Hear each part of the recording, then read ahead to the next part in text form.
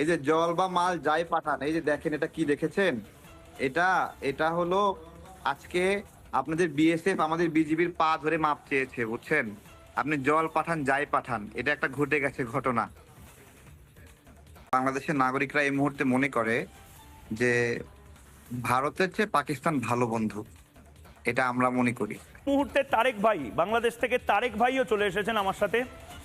তারেক ভাই হয়তো কোনোদিন আই লাভ ইউ ইন্ডিয়া বলবে না, আই লাভ ইউ ময়ূক বলবে না, কিন্তু আই লাভ ইউ পাকিস্তান বোধহয় বলবে। তারেক ভাই দেখছেন তো পাকিস্তানের কি অবস্থা।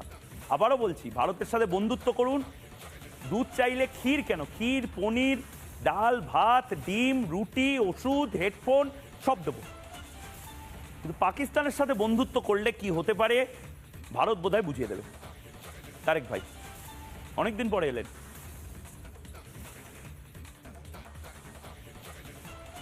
আপনি কি আমাকে কথা বলার সুযোগ দিচ্ছেন? এখন এখন কি আমার ফ্লোর?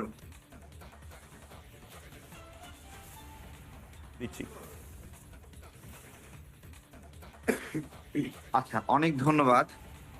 আহ, আমি তো মনে করি এবং বাংলাদেশের নাগরিকরা এই মুহূর্তে মনে করে যে ভারতের চেয়ে পাকিস্তান ভালো বন্ধু, এটা আমরা মনে করি। এটা আপনাদের আচরণের কারণে, আপনাদের হিংসা, মিথ্যাচারিতা, গীবত, এসবের কারণে আমরা একটা অসহনীয় পর্যায়ে আছি যে আপনাদেরকে আর এদেশের মানুষ বন্ধু মনে করে না।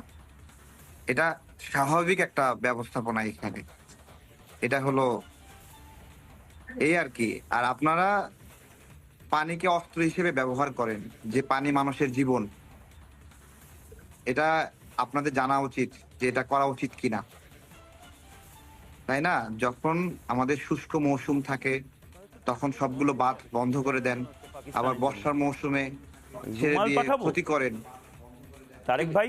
আমরা কিভাবে বন্ধু তারেক বলবো ভাই, আপনাকে বলেন? আপনার তো মনে হচ্ছে এবার কেঁদে কেটে লাট হয়ে যাবেন। একটু জল পাঠাবো, একটু রুমাল পাঠাবো। এত কাঁদছেন কেন